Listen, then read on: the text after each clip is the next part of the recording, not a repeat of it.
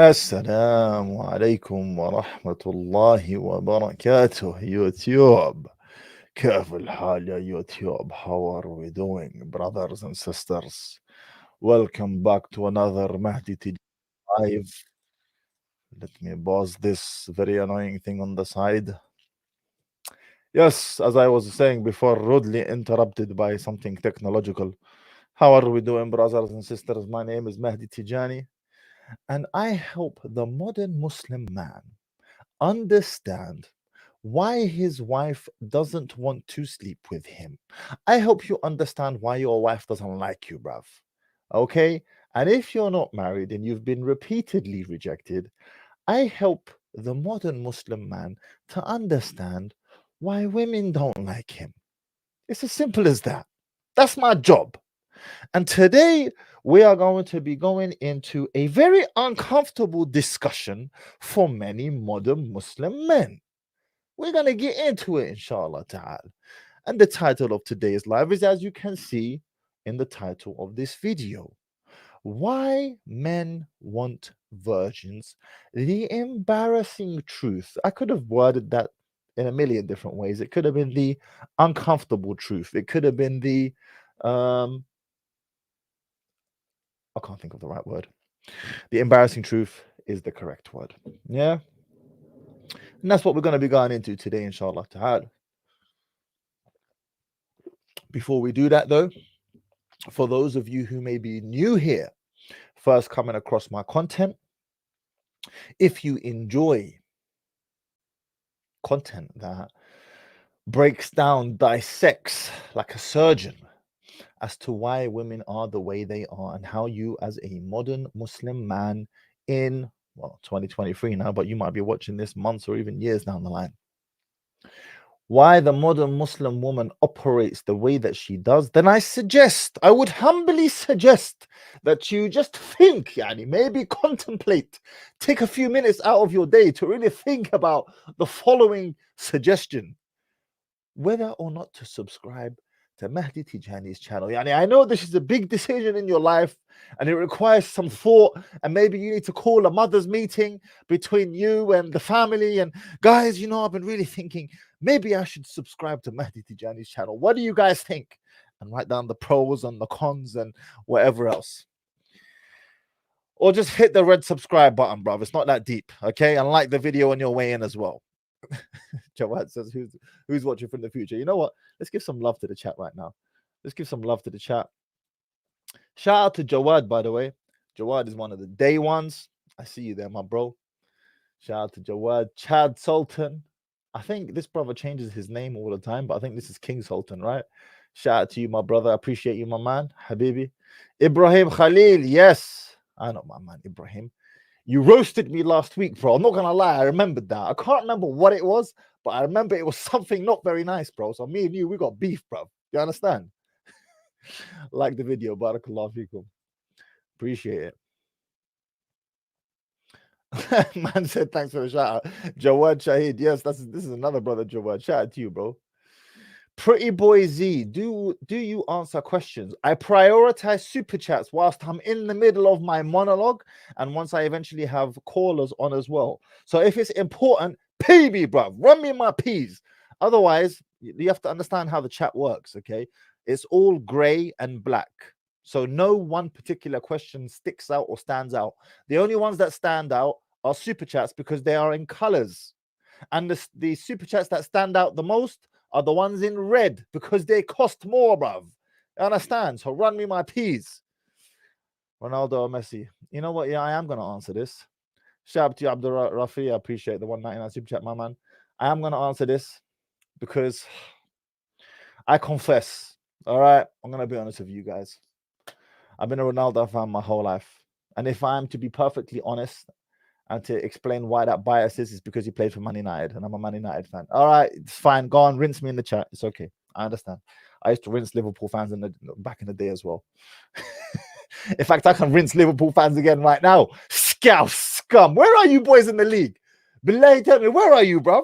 Where in the league are you? Are you even in the Premier League? I don't see you at all. Yani. Did they move you to the championship or something? They were like, you know what, forget this dusty team.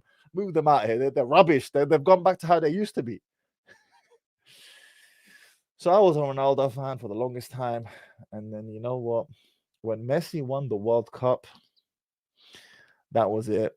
This no longer a discussion. The debate has ended. You could make an argument that the debate had ended before then, but I was like clinging on. I was hanging on. I was like, you know what? He hasn't won the World Cup, so we can still fight back. We can still kind of convince them. But no, now it's a wrap. He's won the World Cup. He's won the Copa America. He's about to win his 8th Ballon d'Or. It's finished, bruv. All right, it's finished. I will reluctantly, against my will, and it hurts me to say this, confess that Messi is the GOAT of all time. All right, there you go. Mahdi said it. I can't believe I've said it because I've been fighting my barber for years. Every time my barber, maybe, you know, I see you guys sometimes commenting on my hair, like you need to get a new barber. Maybe that's why he was mashing up my hair, because I would always say like annoying things about Messi. That's why he was mashing up my hair. Trevor, bro, I love you. You've been doing my hair for about 15 years, literally 15 years, yeah? I accept Messi's the GOAT. I got you, bro. Allah understand. Kaido Reactions is asking me, what is your bench press? You see, this question here. What is my bench press right now? My bench press right now is unimpressive kilos. 100 and unimpressive kilos. That's what it is. I couldn't tell you what my max bench is right now because I haven't maxed in ages. In fact, I don't max anything anymore. You know, let me be honest with you. If you still enjoy training, okay, if you enjoy training, you just haven't trained long enough. I can't tell you how much I hate training. I hate it. Maybe Muay Thai, I enjoy Muay Thai to be fair, but I'm talking about like lifting weights and stuff, yeah? I hate it. I've been doing it for so long now. I've been doing it, how old am I? 33. I've been doing it for nearly 20 years. Specifically lifting weights, nearly 20 years. And I hate it. I can't stand it. Let me just mute this real quick. There we go. And that's why I say, if you still enjoy training, you just haven't done it long enough. Just haven't done it long enough. But the reason why I continue to train is because as much as I dislike training and I'm bored of it and it's just whatever, I hate being fat and out of shape more. I hate that more. So I'm stuck between two things that I hate. On the one hand, I'm just bored as hell of training, and then on the other hand, I can't stand being out of shape and fat and all the rest of it. So I do the lesser. I do the lesser of the two evils, and I sound extremely ungrateful right now because wallahi, it's a privilege to have the health to even be able to train. It's a privilege.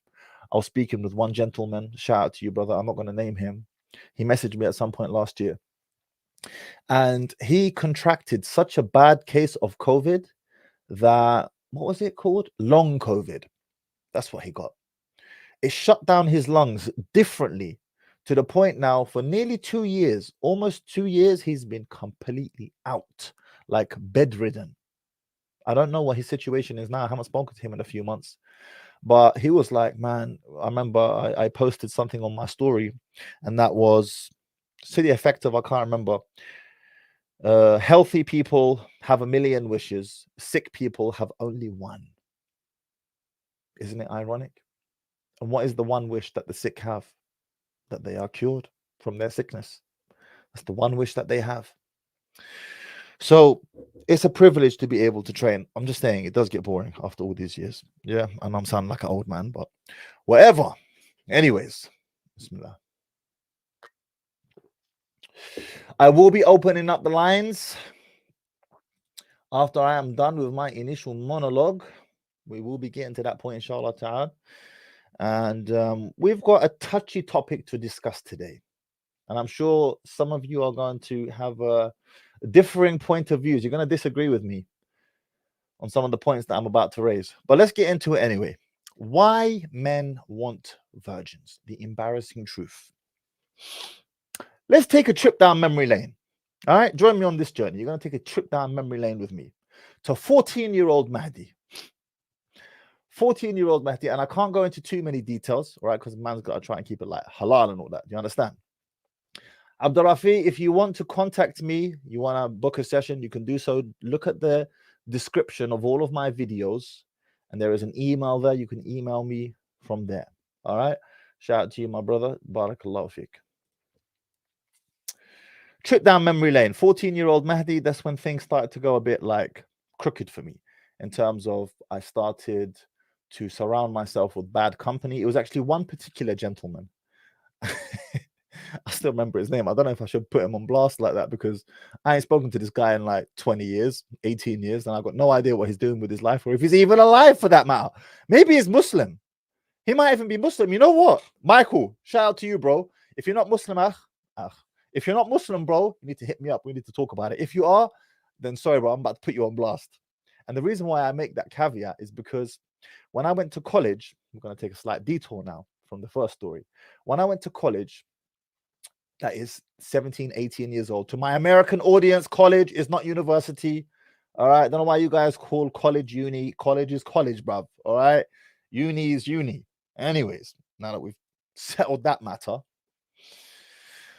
I went to college and I studied sports and exercise science. It was BTech, bruv. It's okay. You can rinse me in the comments again. Yes, I did a BTech.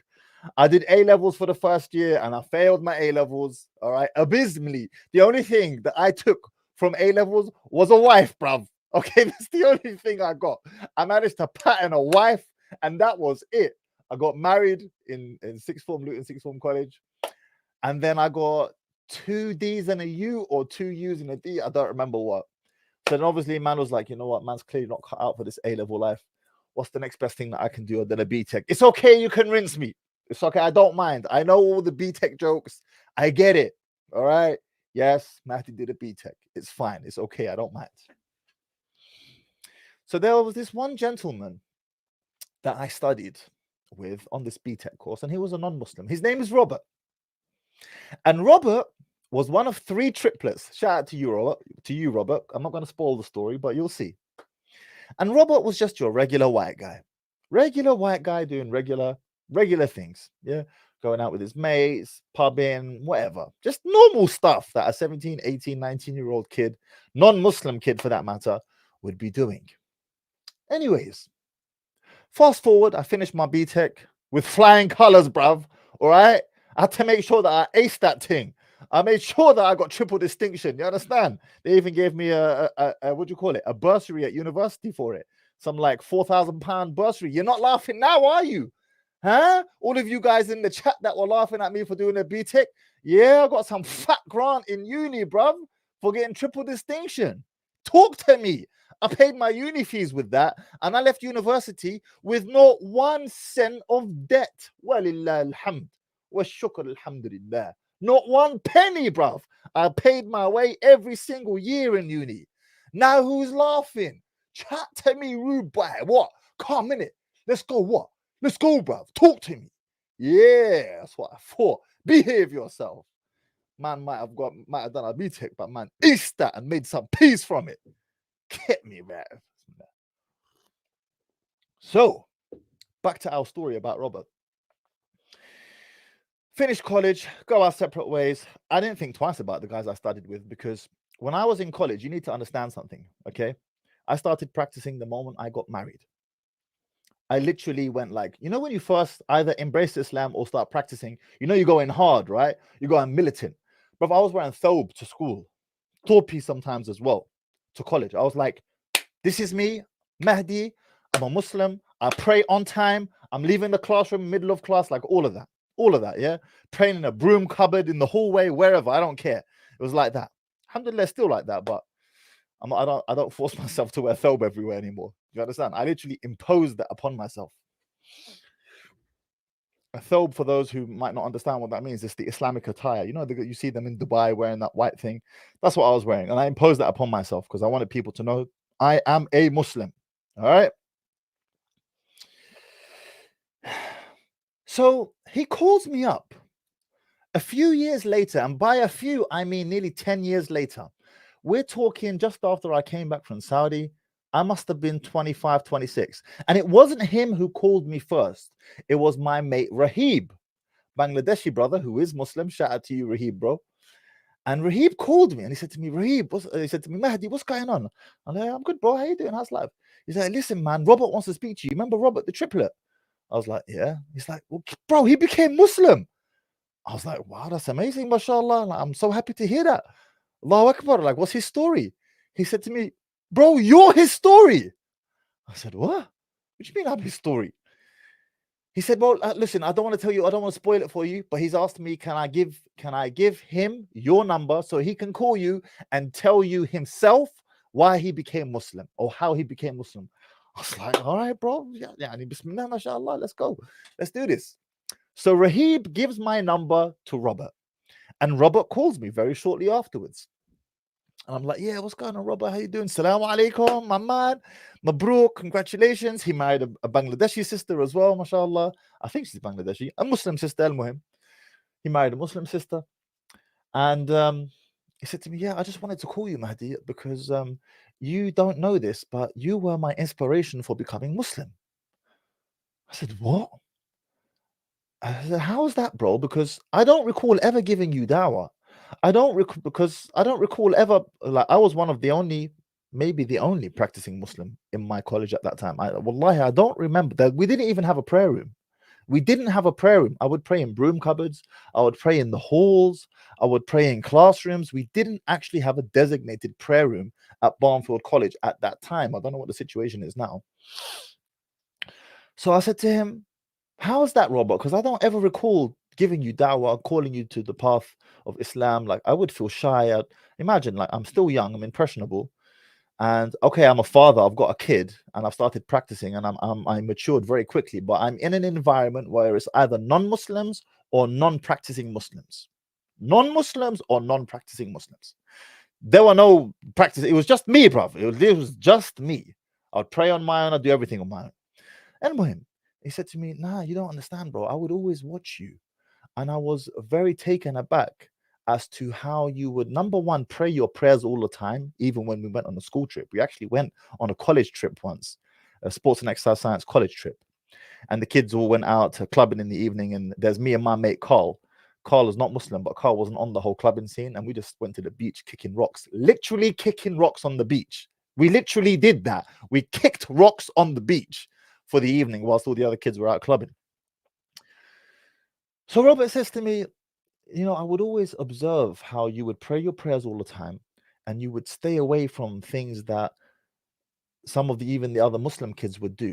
I was like, and I said to him, bro, whatever good you saw from me, that was from Allah subhanahu wa ta'ala, first of all. I said to him, secondly, that was just basic stuff. Like, I was just doing the basics. And he said to me, yeah, but that triggered a curiosity in my mind about Islam. It triggered a curiosity. And that curiosity, that seed, it stayed there in my mind. And many years later, we're talking now 7, 8 years later, literally, because I was 25, 26 at the time when he called me. Many years later, he embraced Islam. And what was his initial memory of Islam was just seeing another Muslim behaving like a Muslim. That was it. I wasn't doing anything special. I wasn't going around the corridors preaching, calling people, Ya ayyuhan nas, ittaqullah. Wasn't doing none of that. I was praying on my own, literally in broom cupboards, in staff rooms, in teachers' private staff rooms, like just random places, bro, wherever I could find. I didn't do anything above and beyond or anything out of the ordinary. I was just doing normal things. And subhanAllah, he became Muslim from that. And that made me realize how powerful and important it is to be conscious and aware that people are watching you. When you carry yourself as a Muslim, people are watching you. When you adorn the Muslim attire, whether you like it or not, people see you as an ambassador for the religion. They see you as a role model, whether you like it or not. Whether it was thrust upon you by force or not, it doesn't matter. Even if this role model figure that you have taken, you have influence over 2 or 3 people, it doesn't matter. You're an ambassador. That's the way they see it. That's the way the non-Muslim sees it. It's like, oh, that's a Muslim guy. He's Muslim. He wears that Muslim stuff. Do you understand?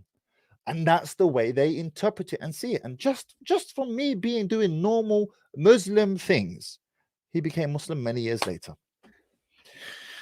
So that's the story about Robert. But let's circle this all the way back around to man like Michael. Sorry, Michael, bro. I know I'm putting you on blast right now, but it was you, bro, who corrupted me. It was you. You were the first guy that I met that actually introduced me to the opposite sex. You introduced me to girls. He introduced me. Alhamdulillah, I didn't, to be fair, I got married too soon to be able to do anything mad. Alhamdulillah, Allah saved me from zina prior to marriage. He saved me from drugs. He saved me from smoking. I remember I took one pull of a cigarette once. I took one pull of one of my mate's cigarettes, and I didn't take it into my chest. I didn't allow it to get there. It's like, no, you didn't do it properly. Like, do it again and suck it into your chest. I was like, okay. Oh, I was like, I was dying.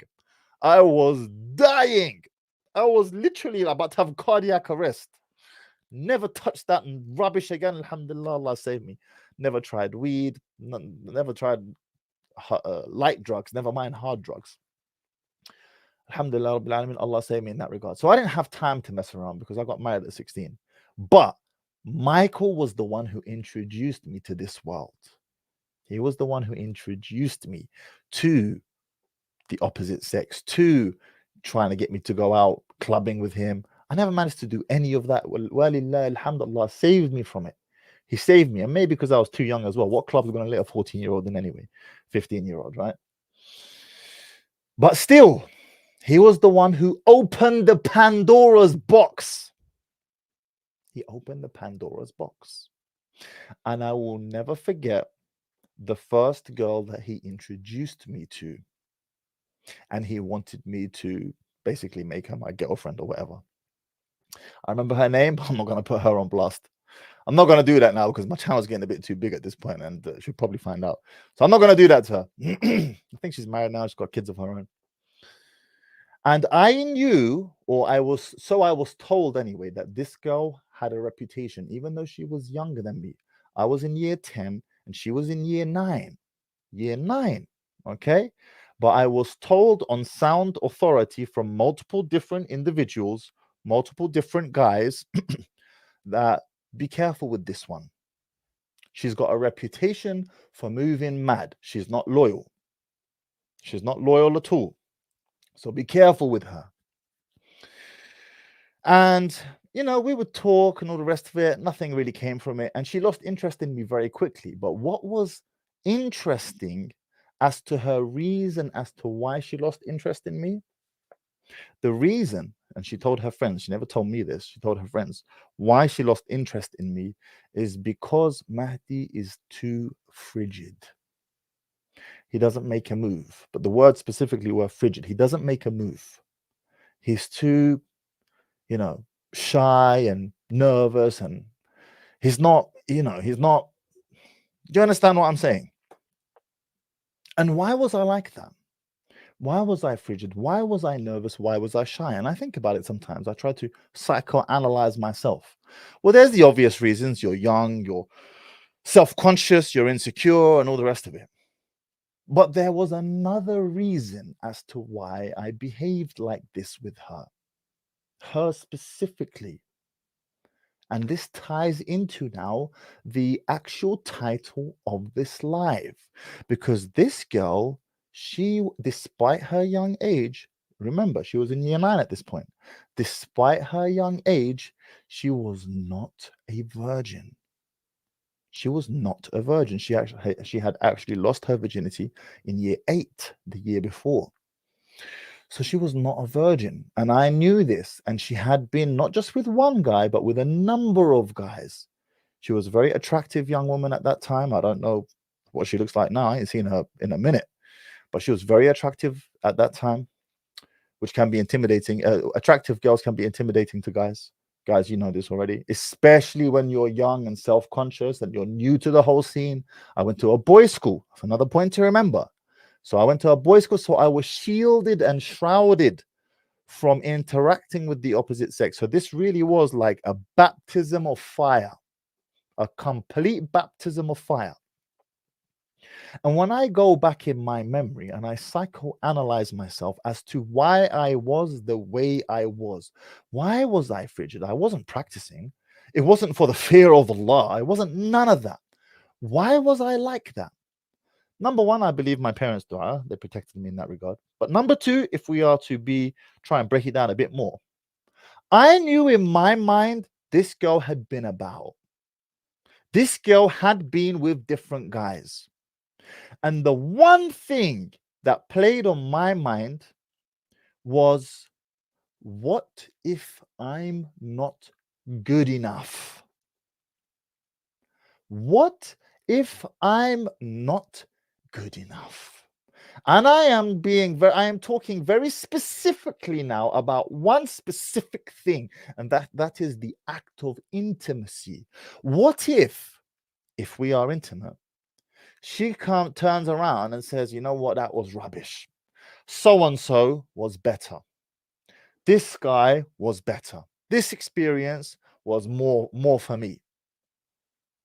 Gentlemen, you are absolutely lying if that the thought of being with a woman and then her turning around and telling you that she had better before you, you are lying if that thought does not, just even thinking of it, absolutely crushes you. Crushes you. And this is one of the main reasons. There are a number, but one of the main reasons is attached to the male ego. And that's not a bad thing. Ego can sometimes have a negative connotation. No, this is not a bad thing. He is worried. The guy is worried that he might not be good enough. Do you know how many DMs and emails I get from young men messaging me, emailing me, or DMing me on Instagram, asking me or saying to me, Mahdi, my member is 3.5 inches at full mast, 3 inches at full mast, 4 inches at full mast. The member, you understand what I'm talking about? The member, yes, the man's private part, okay? Is this enough? Will she be disappointed? Do I have to tell her? I get this. Yeah, and I'm not going to say a lot, but I've got it enough to the point where I understand that this is a concern for guys. Period. This is a concern. This is a concern for, and this is more, I can't say really Muslim men, but guys who have never had a sexual experience. Even if he has a big member, even if he has a big, long, juicy, girthy member, he's still paranoid and insecure about it. Do you know why? Because he doesn't know it. You don't know what you don't know, bro. You don't know what you don't know. If you have not been intimate with a woman, you are not to know whether your member is below average, average, or above average. If you have been with one woman who's never been intimate with anyone else before, even still, you don't know for sure whether your member is average or above average. You can get a rough idea, but you're not too sure. The only way you know for sure is once you have been intimate with multiple women, different shapes, different sizes, different ethnicities, and you have received 5-star Google reviews from each and every single one of them. That's when you develop what they call BDE, big D energy. You understand, Yani? I want to keep this little bit, Yani, for the younger audience, don't want to be too vulgar, okay? That's the only way you're going to know, is when you rack up them 5-star Google reviews. Like in anything, bruv. You don't grow confidence until you become competent. You don't know if you're competent until you receive feedback. And feedback from multiple sources is more powerful than feedback from one source. So, circling back around to the beginning, which is the embarrassing truth here is that men primarily want virgins because they are worried that he is worried that his member, the private part, is not enough. That's why. Why virgins? Well, I shouldn't have to spell it out to you. It should be obvious. They don't have a standard to compare against. She doesn't know what she doesn't know. Now, don't get me wrong. If you're really terrible, if you're reaching climax in 2 seconds flat, you've got some type of pre-ejaculation problem, not pre-ejaculation, what's it called? Premature ejaculation problem, or you're unable to keep the member up for long enough. So you're having what's the word? Vascular issues, blood flow issues. Then and if it's obvious, it's obvious. Do you understand? But for the most part, she doesn't know what she doesn't know. As far as she's concerned, you're the best, you're the worst, you're above average, you're below average, you're everything and you're nothing all at the same time. And men know this. Men know this. So it's a safer bet. I spoke to one gentleman many years back. This gentleman is in his mid-30s. He's in his mid-30s now. And he's a Muslim man, never been married before. Tall, handsome, strapping, muscular. And he knows that his member is a healthy size. He knows this. He knows his member is a good size. How does he know? Well, you understand, boys, yeah? We've all done it. Don't lie, son. I know you've done it. All right? I know you pulled out the old ruler from your pencil case when you were in school. Don't lie to me, sonny. I know you've done it. You lying cretin. We've all done it. We've all been there. Anyways, tall, handsome, muscular, in shape, and he knew he had a good-sized member. No problems there. But never been married before. And never been intimate with a woman before. More specifically, saved himself from haram his whole life. May Allah reward him. Never committed zina, never been intimate with a woman outside of marriage, and never been married. And he said to me, Mahdi, by Allah, I would rather stay single than marry a woman who's been married before or had a sexual experience before me. And he said it with his chest, bruv. It was like, Banda, I ain't marrying no woman who's been married before. And you know what? For someone in his situation, I get it. Wallah, I get it. Because when you as a man, you don't have that experience and you don't have that you haven't received that feedback from women, so you don't know exactly where you stand. And then the thought of you getting with a woman, marrying a woman, and then her giving you negative feedback, that ish right there is destructive. That can destroy a man. That can literally destroy a man. I get it. I get it. And therefore, by extension, my advice to you men who have not been married before, particularly the younger men, because usually it's younger men who've not been married before, and older men are more likely to have been married or are married, right? You understand? So particularly to you younger men, my advice to you is do your best to marry a sister who's never been married before, who's never had an intimate experience before. Now, you could ask me, but Mahdi, how would I know if she's committed zina? And I ask her, she is obliged to hide this from me. She is obliged to hide this sin. She cannot reveal this sin. And you would be right. You would be correct. I'm just saying, do your best. Try your best.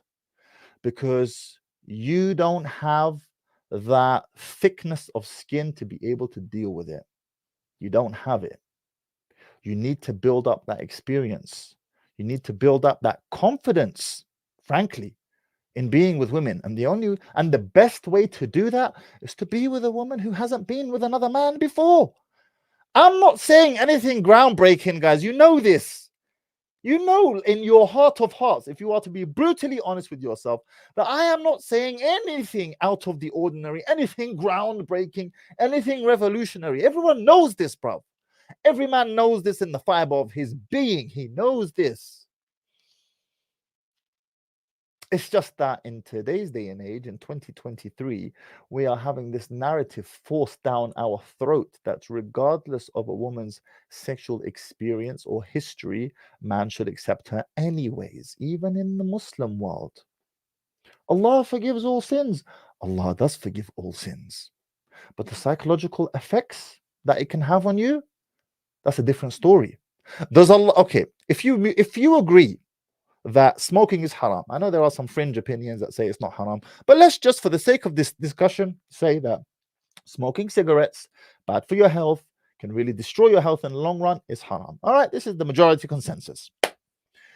Do you agree with me on the following? And that is, if a man has, or a woman for that matter, has been smoking cigarettes for 30 years, by extension, has been sinning for 30 years, do you agree with me that if one day they decide to give up smoking after 30 years for the sake of Allah subhanahu wa ta'ala, that Allah will forgive him or Allah will forgive her? Do you agree with me on that premise? You do? Okay, excellent. I agree with you too. If a man or a woman has been smoking for 30 years and then suddenly they quit for the sake of Allah subhanahu wa ta'ala, I agree that if their repentance is sincere, Allah will forgive them. My next question to you, if Allah forgives them, is the damage that was done on their lungs off of the back of 30 years of smoking, is that undone like that?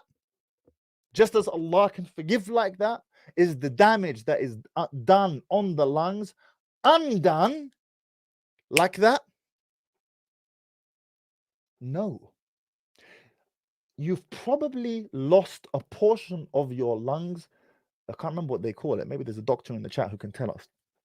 Most probably a portion of your lungs have completely died. I remember my physiology teacher in college, Gareth. Shout out to you, Gareth. Gareth the cyclist. Gareth was an avid cyclist, really enjoyed competitive cycling, long distance cycling, not the mountain bike stuff, long distance Tour de France type of stuff. He wasn't at that level, but he was at a high level.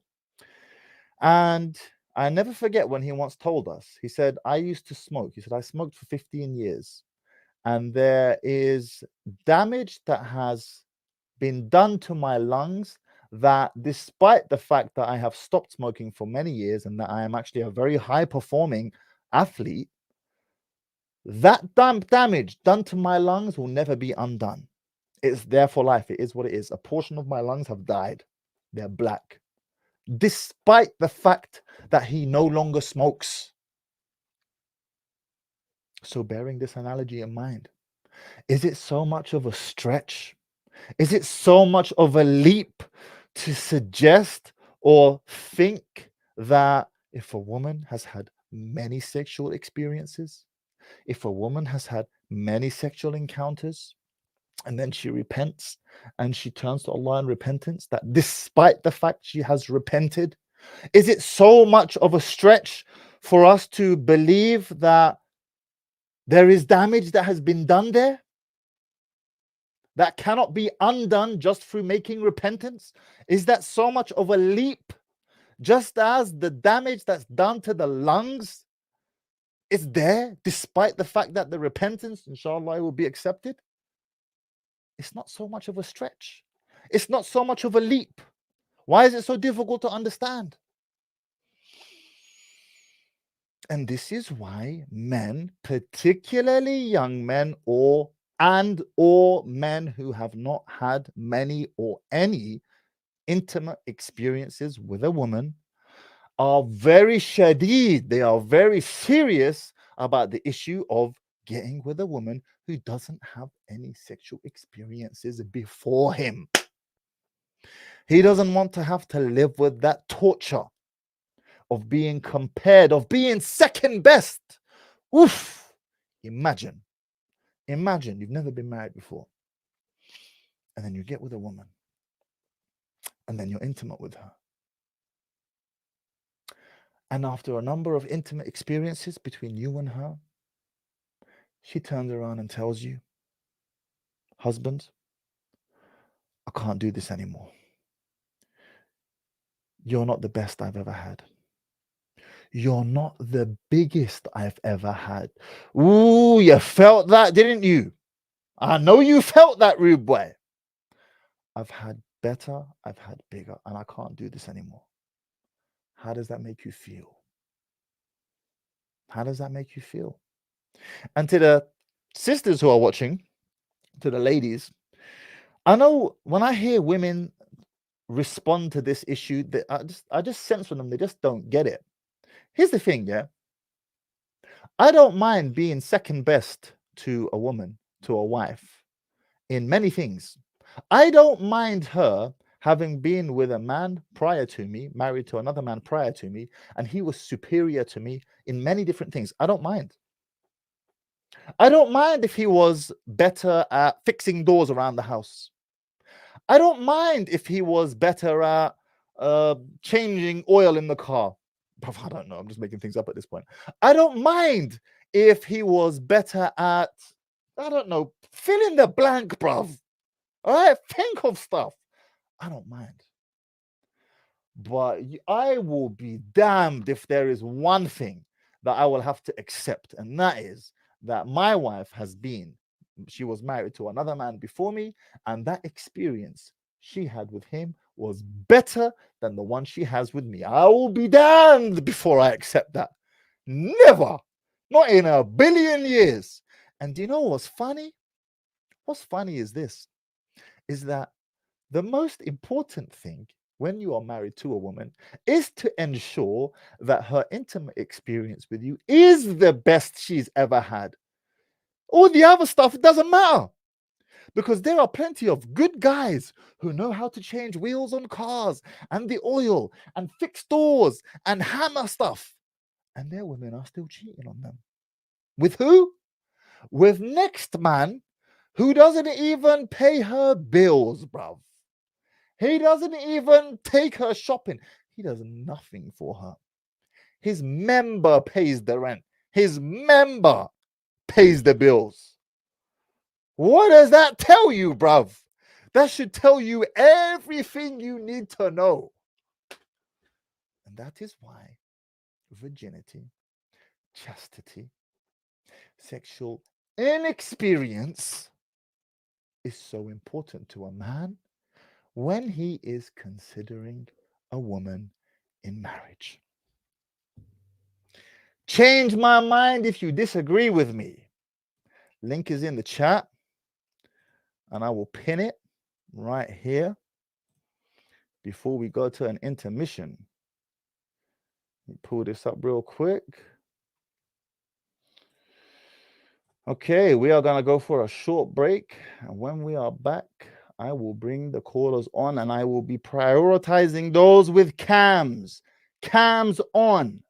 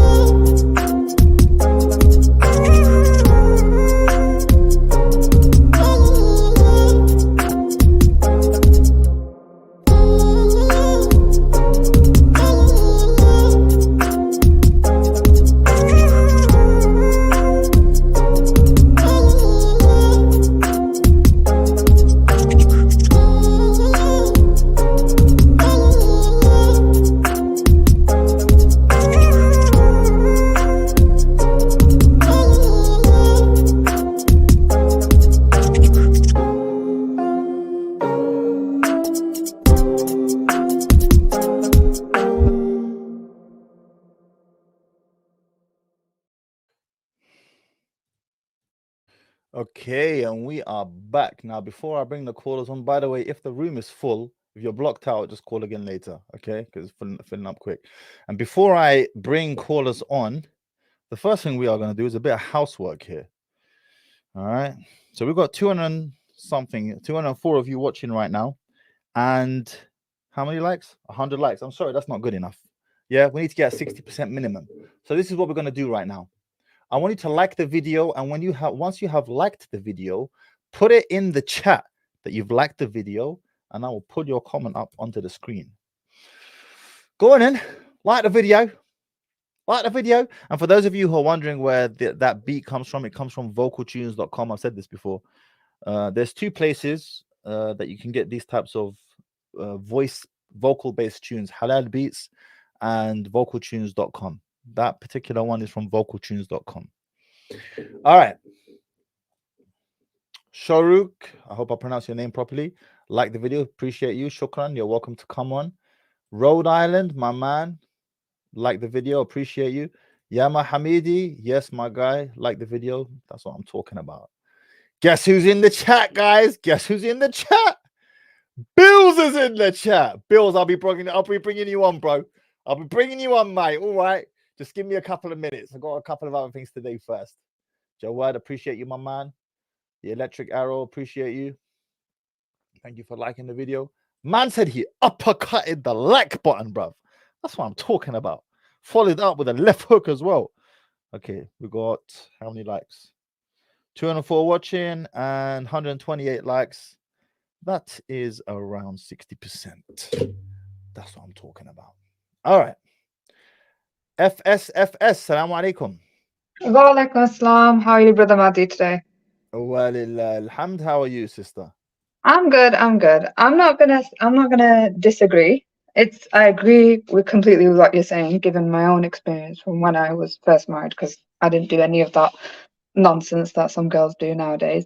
But the only thing I would kind of add to it is, brothers, when you do marry a lady that hasn't been around, you have to bear in mind that when you do marry her and you do become intimate the first time, be nice. Don't follow all that rubbish that non-Muslims put online of certain videos and certain content, if you know what I'm alluding to. No, I don't know what you're alluding to, sister. What are you talking about? Unfortunately, a lot of brothers, I don't know, maybe they feel pressure or maybe they feel awkward. They watch things that rhyme with corn, if you understand what I mean. Okay, fine. Go on. So my point is, just be sensitive to how the woman feels, because I remember when I was in that position myself, when I was younger, I was terrified, I was nervous, I was everything. Like, don't follow what you see online. So Understand that and treat it with care. Hold on. Are you talking about if you're with a sister who's never had an intimate experience before? Is that what you're saying? That's what I'm saying, because I think what's his name, Andrew Tate's brother, Tristan Tate, he said something like this. He goes, if you're going around a beautiful rainforest, you're not going to dump rubbish everywhere and leave it the state it is. You're going to leave it in a beautiful state. So you have to treat it with care and try not to succumb to peer pressure or other brothers saying, do it this way, do it that way. Cater to your woman, because that's the best chance you're going to get of being the best for her. And How about her catering to her man? no, it goes the other way as well. But this is where there's clear communication, because Muslim sisters as well, sometimes you girls are too shy. You need to speak up. Boys, you need to speak up. There needs to be clear communication of what you both want, what you both like, what you're both into, Let and me tell you what's a something. no-go. Let me tell you something. This clear communication thing, this is nonsense, and I'll tell you why. Women in particular have this thing where they want men to just get it. I want you. You know that you're laughing because you know I'm right. You know I I'm do, right. which is why I'm saying it. Men aren't mind readers. You have to tell them. Hey, You have to tell them. sorry, sister. Yani, you have absolutely earned this. You've earned that, sister. You have earned that. You know I'm right. You know I'm right. They want men to just get it. So this business of open communication, this is a myth. We should just communicate, and he should tell me, and I should. No, he is gonna have to figure it out, but he's gonna have to figure it out through her covert messages. Because if there's one thing women hate, it's telling a man what to do. She can't stand that. Well, She can't but what if a stand guy giving him doesn't? the cheat codes. Am I right or Okay, am I right? Which one, Yani? I'm right or I'm right. Which one are you choosing? look, I'm right, but on the men's side, how are No, they going I'm to right. understand? You're not right. I'm right. No, but how are they going to understand if they've never had that experience before? Like, do you understand what I mean? Like, so if through like experience where he's not done anything, she's never done anything, and over time they're finding what they like, then they have to talk to each other about it. You can't just shy away and be like, oh, I don't want to talk about it, or I think things are going well, or gloss over it, because resentment will build over time. For sure. Look, I would say the only time to talk about these types of things, if there is something wrong, the act of intimacy is something that in Arabic is called is badihi. It's natural. You kind of Yeah. figure it out without having to read a book. It's just natural. If you were born in a forest and she was born in the forest and you never had any education, and then you meet this woman as a man at the age after the age of puberty, and she's past the age of puberty, you're gonna know what to do without anyone having told you. It's badihi. It's natural. It flows. Okay. However, obviously, if there is a situation whereby the sister feels that she is not receiving her due, if you like, and he is simply doing what he needs to do, and then she's left hanging and all the rest of it, then fine, and the conversation needs to take place. But by and large, sister, this advice you gave me, I knew was very, very bad. Communicate, and she should tell. Maybe I agree with you in principle, but that's not how women operate. They don't want to tell you. She doesn't want to communicate with you. Are you with me? I get that, but they should. Perfect in a perfect world, they should. We don't live And in a that's my well, that's opinion. the problem, sister. You see, we don't live in a perfect world, sister. You've earned that one too. Do you understand? This is the problem. This is why, Yanni, and gentlemen, pay attention, Yanni. This is why women give the worst advice. With the greatest of respect to my sister here, Jazakallah khair, they give terrible advice. This is really bad advice. If I didn't check this, sister, some of the brothers might be listening and thinking, you know what? Yeah, we should communicate. We should talk about it. Do you know what I mean? But if you don't communicate or if you don't talk about it, how is either party going to get better for each other? You're just going to gloss over stuff all the time. If there is nothing to talk about, then don't talk about it. If it's getting to the point, as with some of the sisters who have reached out to me, and I might as well go to story time now. I've had 2 emails from 2 different sisters without going into the details of who they are or where they're from, who have both messaged me, and they have told me that they are on the brink of committing haram. Oh, good Lord. Right. Why? Well, one of them because she is not, and by the way, just for context, both of them have to, and I have no reason to disbelieve them because I don't know them from Adam. They sent me an anonymous email. I don't know these girls from Adam. One of them lives in one part of the world, another one lives in another part of the world. So let's just Okay. assume they're telling the truth. One of them, Yeah. she's from an ethnic country. She's not even from the West. She's from the Muslim lands. Okay. And this particular sister, she said to me, I committed zina. I cheated on my husband because it got Oh, to the God. point where I was so dissatisfied, I actually committed the zina. The other one, she is not from the Muslim land, she's from the West, but she's a practicing woman. She said, I've never been touched by another man prior to marriage. I got married. She said to me, I can't believe I'm even writing this. I can't believe I'm even saying this to you or admitting it openly, but I am on the brink of considering haram. Why? Because her needs are not being met in in the intimate place in the bedroom with her husband and That's so really on. sad. So if it gets to that point, or it's getting to that point, then of course a conversation needs to be had. But by and large, women don't want to have to tell you anything. They want you to, quote, just get it. Okay. Fair enough. Are you with me? No, I'm with you. But I do think that I just like with anything, you shouldn't go in blind. Like, for example, I'd say with a lot of particularly Pakistani households, it's not something that's talked about. You don't even like talk about it at all. Like, for example, like even if you try and broach the subject and stuff, like they'll just say, yeah, you'll get taught in school or you'll get taught in year 10. I don't need to tell you anything. That's not right either. Because if I was a mum Mm. and my child was getting to the age of marriage, I'd it's my duty as her mum to be like, look, this is what I think may happen on your first occasion. This is what I think you should do. Certain things I think you should talk about with your husband. Because otherwise I'm failing my daughter. She might get scarred her first time. I think there should be some duty to prepare. Like, I think the women especially. I'm not too sure about the men. I don't know how guys even have these conversations with their fathers, but I How? think, pardon? Prepare how? Uh, well, just just broaching the conversation more, because obviously, like, every woman is different. So, like, for example, I've heard this a lot from like other sisters as well. Like, men get told that when they do get intimate first time with their wives, that it's expected that women do certain things, or women's bodies react in a certain way, and when they don't, they find it weird, they find it confused. Certain myths should be put to the side. Well, I don't know what you're talking about specifically, but if you're saying things that they have picked up from corn that they're trying to implement in the bedroom, then that's one thing. But listen, gentlemen, you need to listen very carefully as well. You need to either below on the side of too much as opposed to too little. Because if it's too much, at least you can rein it in. But if it's too little, bruv, there's a problem. You must err on the side of too much as opposed to too little. Because I can't tell you, sister, how many practicing pious Muslim sisters, some of them are teachers of the Quran, and they have messaged me privately and spoken to me and said to me, Yani, I can't believe I'm admitting this, but I'm on the brink of considering haram.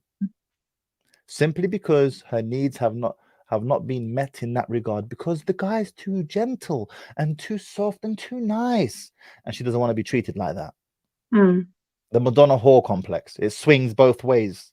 It's not just men who have women as well. Yeah, no, I guess so in that respect. But I think what I was trying to allude to, I'm trying to keep it halal here. Is basically the part of the lady that doesn't always stay together. So, Okay. like, Yep, the yeah, hymen. yeah. So obviously, women in this modern age, before they get married, they either keep fit in some way, do some heavy type of sports. Some women even horse ride, hockey, whatever it is, and it can break beforehand. So It so can women, do, but yeah, I'm not having it. I'm not hearing this from all the sisters. Oh, it broke because I was riding a horse. Yeah, well, what was the name of that horse? Chad. The name of that horse was Tyrone, bruv. no, I mean, for example, for sisters who are particularly athletic or particularly sporty, in rare cases, it can happen. Like, there's articles and there's scientific studies to support that. I agree. It can happen, especially those contact-based sports like horse riding, for example. Yeah. It So yeah, and obviously this is what I found out afterwards from other sisters and whatnot. Yes, a little bit of blood is normal, a little bit of this, but to a point where you've scarred the sister for life, and the room looks like a murder scene. That's not right. Like, the poor girl's probably scarred from that one experience. You know what I'm saying? Like, yeah, I would that's imagine. something. I would imagine that most men are erring on the side of too little, as opposed to the murder scene example that you've given just now. You know. Because I actually had a sister come to me and say, like, I had all these images in my head and all these scenes of what I thought my first time would be. And she Mm. goes, I was shaken for life. She goes, I had to do ghusl like 3 times, but, just to feel normal again. Like, please don't do that, guys. That's scarring for ladies. And I'm assuming you're single yourself, right? Yes, I am. How many times have you been married in the past? Once. Once married in the past. And how many years have you been looking to get married now? 2. And from the men who have presented themselves to you, what caused you to turn them away or turn them down? Usually, so it's men that come in 2 extremes. So it's like in the past, it's either men that I don't know why they tend to think in their head that just because I'm a divorcee, I'm easy. I'm not. I make it very clear that I'm not that kind of lady. That's one type that I usually push to the side. And then there's the other type who don't have the cojones to speak to their family and say, this is the woman I want to marry. This is XYZ is her situation. They're just like, oh, my family won't agree. My family won't agree. You're a great girl, but my family won't agree. Mm. Okay, and why do you think they're saying that? Because I'm a single mom. I'll be honest with you, sister. Yeah, when a brother says to you, "You're a great girl, but my family won't agree," he's chatting rubbish. He's talking nonsense. What he's actually saying, I thought so too. What he's actually saying is, I don't want to pursue anything further with you, but I don't want to say that to you. I don't want to hurt your feelings. Which, to be fair, he's trying to be sensitive, and then he'll make up a whole bunch of other excuses. That's it. It's simple as that. You just keep it pushing, keep it moving. Brother, keep him positive. Yeah. Exactly. I'm gonna bring on the next caller, sister. Hayakallah. Walaikum assalam. Have a good day, man. Walaikum assalam wa rahmatullahi wa barakatuh. Salam, Akh Yusuf. You only get one chance at a first impression, my guy. What's the saying? You don't get a second chance at making a first impression. That's what I'm saying, man. Err on the side of too much as opposed to too little. Shout out to you, Yusuf. It's my son's name, mashallah. Mustafa, salam alaikum. Wa alaikum salam. How's it going? You look like you're about to set up a Ouija board or something, bro. Do I need to read Ayat al-Kursi out here? I mean. Well, I think it's a little bit of a good mood, right? I mean, so long as I hope I didn't say anything to upset you, Akhi. Like we're good, right? Yeah, we're good. Yeah, hit me, bro. What's going on? So I agree with you, but I have another stance on this point. Go on. I'm 17. I will be 18 next month. I traveled to I actually have been living in 3 countries. One of them are Western, one of them are Eastern European, and one of them are Middle Eastern. I know 3 languages, and I think, I'm trying to find a wife. I actually kind of find one, but which country do you live in? Which country do you live in right now? Now I live in the biggest city in Europe. So Istanbul. In Turkey. So what's the legal age of marriage there? Well, it's 18. That's a bit sticky then, isn't it? I don't care. I ain't gonna get a prenup. Not that. I'm just saying, Yanni. Bro, don't self snitch. Obviously, you're gonna wait until you're 18 to get married. Obviously, goes without saying. Well, I don't know. Maybe. Oh my days, bro! I'm trying to help you out here. Anyway, go on, carry on. So my point is, I was a bad guy. I was like super bad. I was the playboy. Nobody wants his daughter to be even near me, to even look at me. Okay. I was the playboy kind of thing, and I was super, super close to haram. And I won't even expose myself. Yeah, don't but expose yourself. Yeah, good. Yeah, I did some stuff that I'm not proud of. Alhamdulillah, I didn't even commit zina. Alhamdulillah. I felt something inside me that I'm pretty much disgusted about any girl that even comes to this point with me. So the point, well, I knew a lot of girls, that I lost count. And almost all of them are just promiscuous.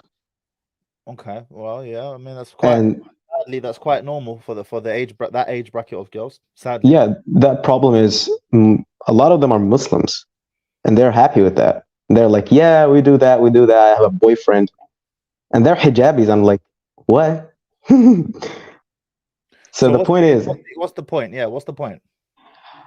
the whole virgin thing.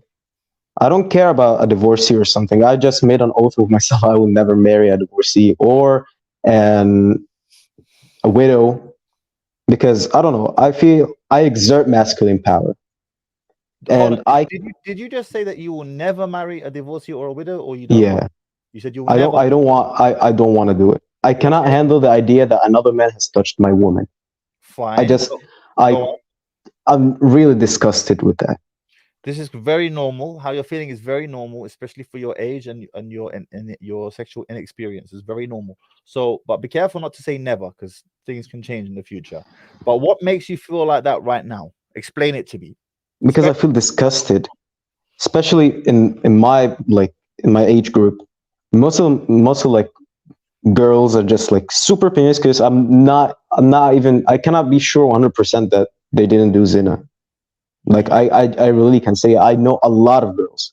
Even some of them tried to do some stuff with me. I have been offered money. Like literally. Money. They're trying to pay you. Yeah. Shut up. Yeah, not actually young girls, actually older ones. Like older than me. What? Yeah. They're trying to pay you to Yeah. do the deed. Yeah. Wow. Okay. Right. I don't know what to say to that. You literally flipped the whole sugar mama thing on its head. I, I don't I don't care honestly. I'm a guy now. I really want halal. I cut off my contacts with girls, and now I'm just like, mm, get away from me. I will say to you this, especially, and this is why in my opening monologue, my recommendation to young men like yourself is to absolutely marry a sister who hasn't had any prior intimate experience. Yani, I know as best as you can. We can't know for sure ultimately, especially that when if she has done it, she's not allowed to even confess this. She should try to avoid confessing this. But do your best to marry a sister who doesn't have any prior experience, especially for young men who will find themselves in a situation like yourself, which is normal. You've never been married before, you've never been with a woman before. Definitely, this is going to be a big deal to you, 100%. Yeah. And there's no shame in that, and there's nothing wrong with that. Yeah, You there with is another problem. Like the girl that I got to know right now, she memorizes the whole Quran. She's a good girl. She's from a good family, I guess. And she's actually younger than me. And she's the one that said, I want halal. My parents are super strict. And I really want to get married. And I said, yeah, I want to get married too. I have a house. I work. I even like, I get more money than my master's degree's mom. Like my mom has a master's degree and I get more money than her. I've been working since 14. I've been working my butt off. Okay, good. And now I'm like, yeah, I really need to get married. And I asked for her dad's number because I didn't want to do anything haram. And she said she was super scared. I don't know. Then she said, I will give you my mother's number. She's in Umrah or whatever. So I got her mother's number and I said, I want to marry your daughter. She didn't even respond to me. And she went and literally shamed her daughter to death. Her daughter like literally went crying and said, my mother doesn't want me to get married, blah, blah, blah. And I said, like, can you even give me a chance? You didn't even hear me. She said, no, my daughter's young and you cannot get married to her. And I said, why? Young? She's the one who wants to get married. You're super strict. She will go to haram. I'm offering you halal. I'm getting you to Jannah and you're getting me to hell. I'm literally standing on your doorstep and you wanted me to come through the window. Like, why? And what did she respond to that? She just saw the message. She didn't even respond. And I asked the girl, like, give me your father's number. She said, I'm scared. What happened next? See, this is where parents go wrong, because ultimately, if you say no to your kids, they're going to figure it out for themselves anyway. They're going to do something anyway, much worse than marrying them.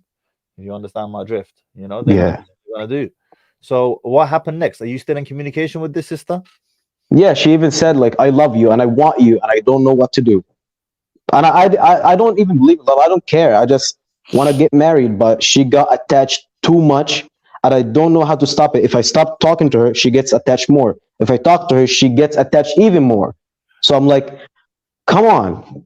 Listen. Unless you're willing to marry her, you see that is that a real candle there right now? Yeah, Yeah. If you put a cup on top of that candle, what will happen? you just turn off. You'll turn off. The way you turn off her feelings towards you is by putting a cup on top of her emotions. How do you put a cup on top of her emotions? You cease all contact. Initially, she will fall into a passion trap and draw even closer to you. But eventually, the flame will die and she'll move on. It's like you never existed. So, unless you're actually going to find a way to marry this girl in halal, cut all communication, my man. Because if haram is knocking on your door and it's inevitable.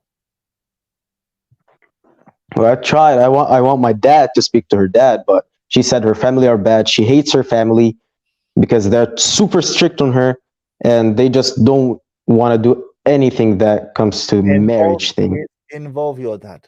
Involve your dad. Involve your father, inshallah. I'm going to bring on the next caller, my man Mustafa. Okay, thank you. Look after yourself, Habibi. Salam alaikum. Inshallah. Salam. Man, like Bills, I see you there, bro. Don't worry, Bills. I'm coming for you. DDB. Salam alaikum. Can't hear you, bro. Can't hear you. You got no sound. Unmute mic. There you go. Can you hear me? I can hear you. What's your name, huh?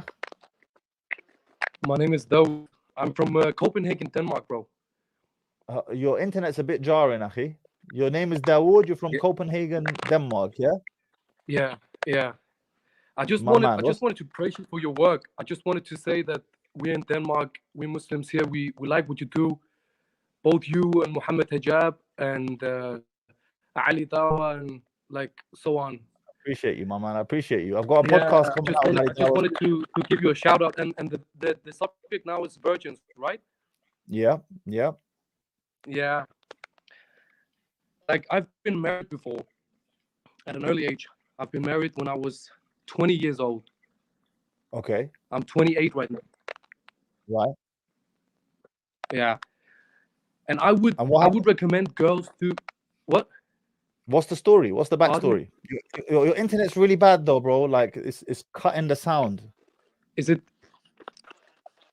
really? We've lost you completely. You can't hear? We've lost you. My man, your internet's really bad, but I appreciate you going out of your way just to share those words with me, Habibi. Maybe if you get a stronger internet connection, connect to a wireless thing as opposed to using your own network internet. I don't know if you are connected or not. Anyways, not me. What's going on, bro? Salam alaikum, Mahdi. Huge fan. Wa alaikum assalam wa rahmatullah. What's your name, man? Habibi, what's your name? Basically, I'm 17, yeah? Okay, mashallah. I'm trying to get married. And there's a girl, Right. but the thing is, I'm broke. And she accepts me as I am. But I'm just nervous, you know. Will it last? Will it not? It's like no string. I got married at 16 and I was broke. Yeah, I know, but she's richer than me, so I'm kind of intimidated. Well, when you're broke, bro, it's not harder to be richer than someone. If you've got nothing and she's got £5, she's richer than you. She writes love letters to me and stuff, and I like her a lot. I want to marry her soon. But, Hold on a second, bro. Hold on. Let's just slow down, okay? So what's the story? Tell me the backstory. basically, I'm a hopeless romantic, so I fall in love easily with girls. Oh my And I'm all over the place, but I started practicing recently. I saw your content, and wallahi, brother, it changed me. Brother, for example, he watches you. He got kicked out of school because he was talking about you, and basically, No they started way. investigation. He was like, he's a fan of yours as well. He's 14. He got kicked out of school because he was watching me. Suspended. Yeah.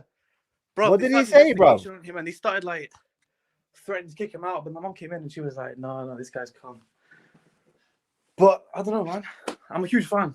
Respect. All right, my bro. So listen, what's the situation? What's your Basically, situation? I'll tell you. I'm 17. There's a girl. She wants to marry me. Mhm. She loves me. I love her as well. See, call it haram. Let me just tell you something, bro. What's your name, first of all? Tariq. Tariq. Akhi Tariq.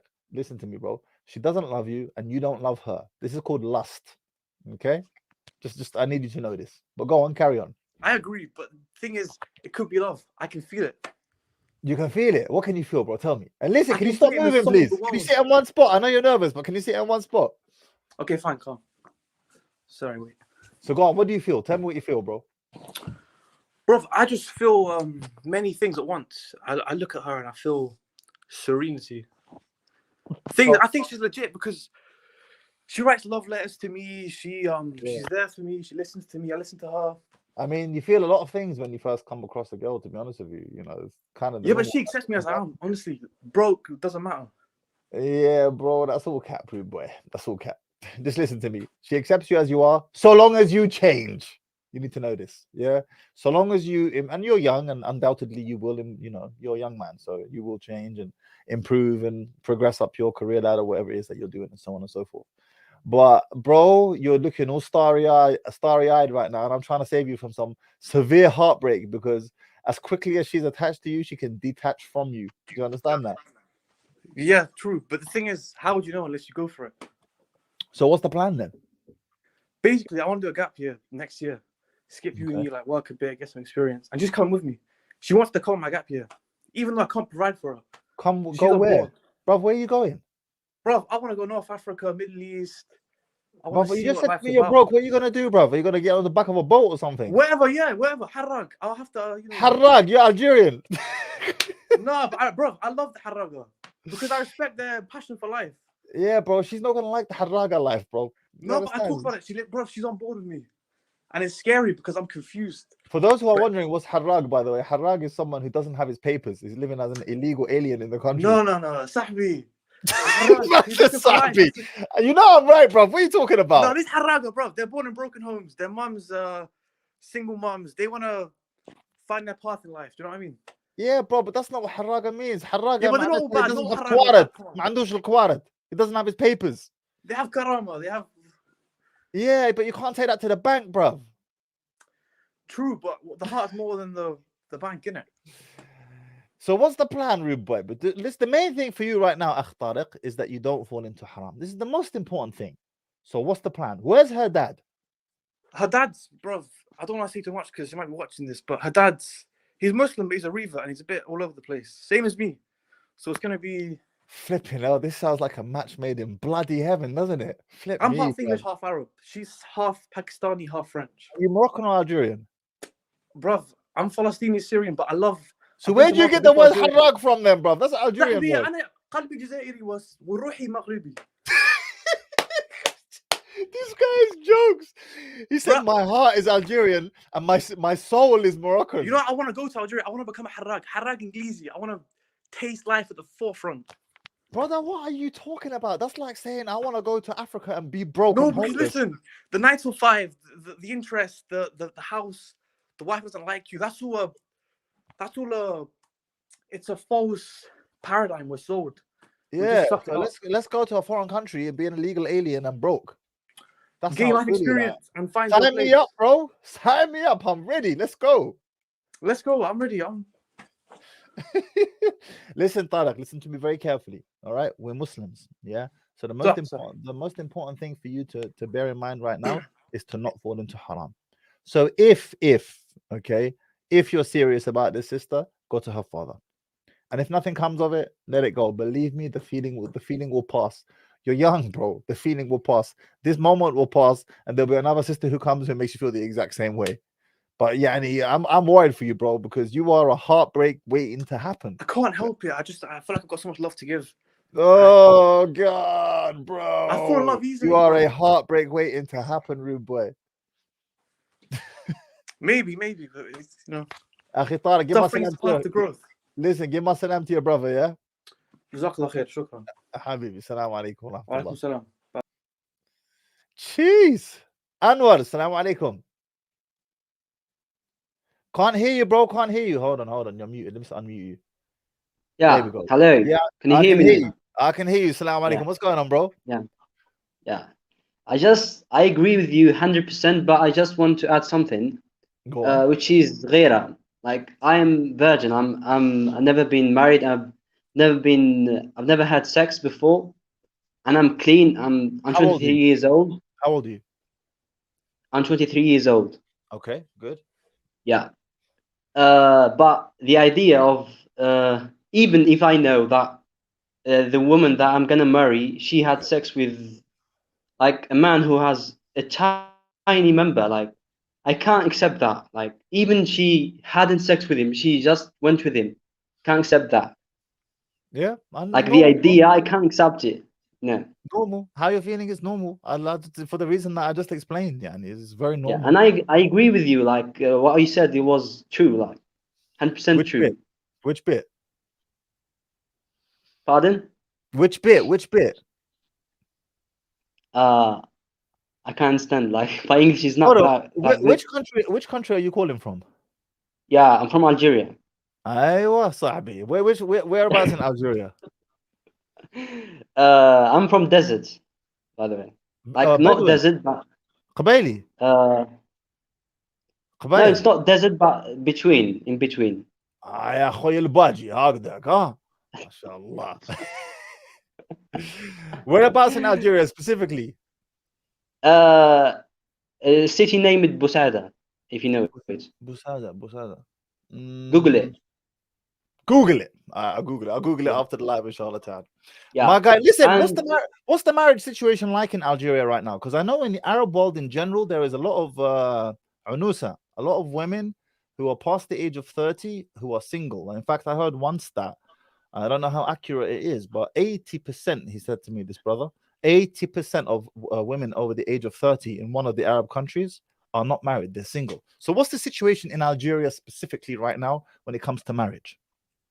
I don't know by percentage, but I know that many women that are single moms and they're not married, and a lot of haram is going.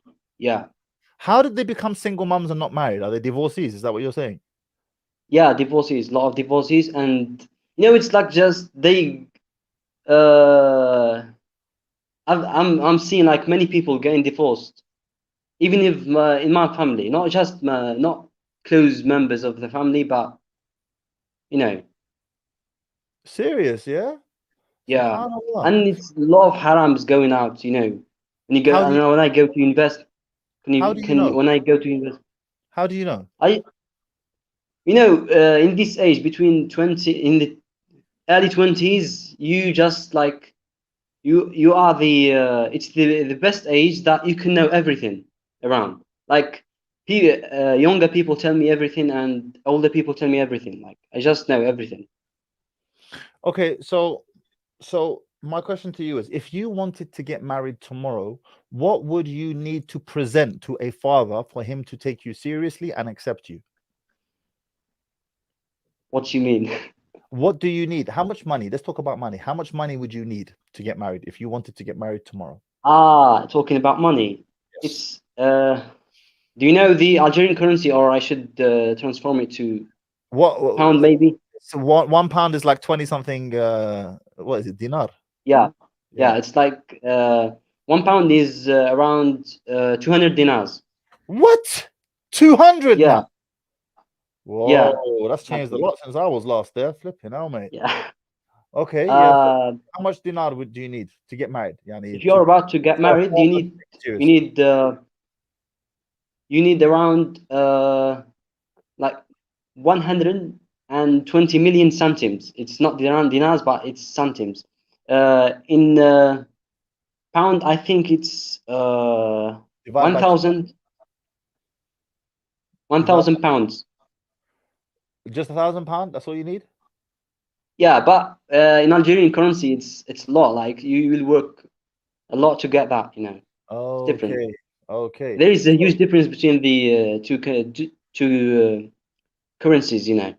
Right. So my question to you is, how many men in your age bracket in Algeria right now are married? Not many. Not many. Let me make this more specific. How many men do you know in your age bracket that are married? One. And one out of how many is that? Yeah. How many friends do you have off the top of your head in your age bracket?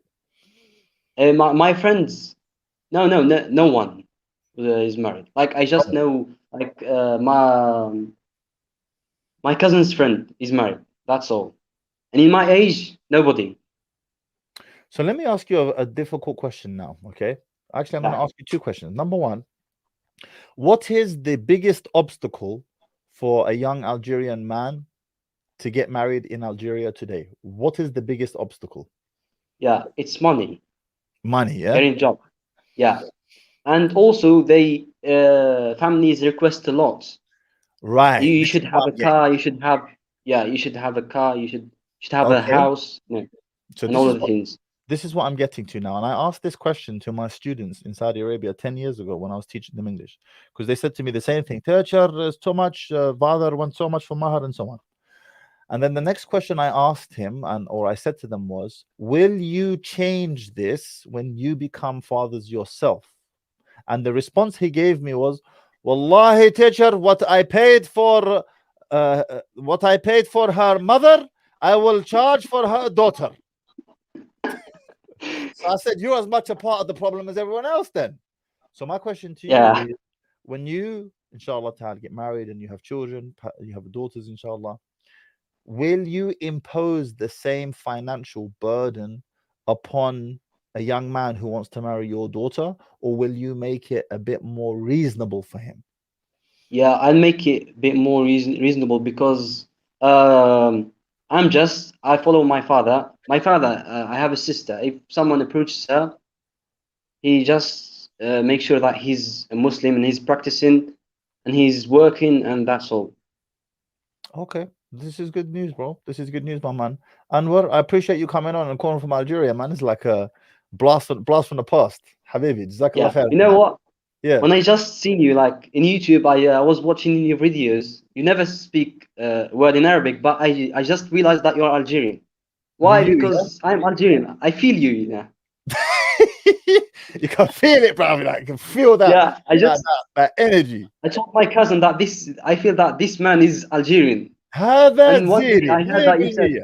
هذا زيري ما كاش منها يعني. He has to be زيري. Yeah. يلا ماما, look after yourself, Anwar. Thank you. السلام عليكم ورحمة الله. BB, السلام عليكم. وعليكم Can you hear me now? I can hear you a bit better, my man. Yes, from Copenhagen. What's going on, my man? Now, I just want to hear your take on the virgin subject. So what specifically? Because we've gone over a lot already. Yeah, I haven't watched it through. Well, do you have a question? Do you have a question you want to ask me? What would you tell your son he should go towards?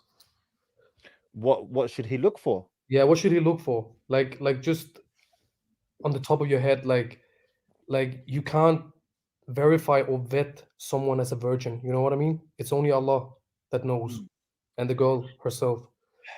Yeah. I mean, look, it's sticky, bro. It's sticky. Generally speaking, people are not very good at hiding stuff. Like, if she has to be a really good liar, like a really good liar, to be able to hide that from you. Yeah, and most people are not good liars. Most people are just most people. And usually you won't even have to have this discussion, especially, how old are you? I'm 28. 28. Okay, so for the younger guys who are watching, especially in that age bracket, teens and early 20s, mainly teens for that matter, late teens, it's not really a topic you really need to speak of. You will know if she has or not, or if she has. But you know, they say that girls have haya. You know what I mean? Okay. Like modest. They're modest. Yeah. Yeah. Meaning what? Meaning that girls that are obnoxious, like, are very upfront, hanging out with a lot of guys. Typically, how do you say it? Like, they portray themselves as loose. You know what I mean? I got you. I got you. But then you got girls. Then you got also younger girls that may be like shy, good manners, and still like hide it. I've seen a lot though. I've seen a lot, bro. So you've been married before, yeah? I've been married before. What's your story? My story is not that special, bro. It's just I've seen it. You know, if a girl is virgin, she can't refer back to past guys. You know what I mean? If you've been with her and you have set the bar at a certain level, she can't compare it with anything else. Yeah, it goes without saying. It goes without saying. It's the best she's ever had. Do you know what I mean? Yeah, That's why I believe in the marriage of Jay-Z and Beyonce, because apparently, allegedly, she was a virgin before they got married, and that's allegedly. the only, allegedly, yeah. But that's the only reason why I would like bet on them for the future, because I think when a girl is virgin, the relationship stands a lot like better chance of surviving than if she's not. Yeah, and there's studies that testify. Sorry for my English, bro. If you don't understand it, and it's a bit laggy. Look, my general recommendation, especially to men, to young men or men who have not been married before, or perhaps don't have much experience, is as best as you can marry a woman who she herself doesn't have any experience either. Once you start gathering experience, you become experienced as a man. You've been married to different women and so on. The scenery kind of changes and your approach kind of changes. Okay, but until you get to that point, yeah, that's it is what it is, bro. Do your best. Yeah, but I'm gonna bring on the next caller, my man. I appreciate you. But again, thank you a lot, bro. I appreciate you. I hope to meet you someday if I can. But keep the good work. If I'm in Copenhagen, I'll let you know. Cool. Look after yourself, my man. Bro. Walaikum assalam wa rahmatullahi wa barakatuh. Man like bills daily. What's going on? Now I'm bigger than you today, bro. Look at this. Yeah, because I brought my chair down now. I'm big bro in you. You get me? Lift the chair up a bit so it makes the picture. I lift it up a bit. There you go. There you go, son. What's going on, Bills? How you doing? So I just to let you know that I met a subscriber in person. Somebody that watched my video. Go on. I met a subscriber in person because I live in Walthamstow, London. I was coming home from the gym, and I met somebody who subscribed to your channel. No way! And we said hello, and he had said hello to me. And I was like, and it was like, he said, "Yeah, I know you from Mahdi Tijani's YouTube channel." Actually, it was me that guessed that he from your channel. I'm famous now. Man, Bills, bro, you've been racking up some views on the shorts. I'm not gonna lie. I know, yes, I know. I realized 130,000 views. Come on, man, like Bills. Yes, Bills. What did he say to you? Yeah, he said, he basically just said, I saw you. I actually guessed that I said, did you see me on Mahdi Tijani's live? I was like, do you know me? And I've said, oh, did you see me on Mahdi Tijani's live channel? And he said, yeah.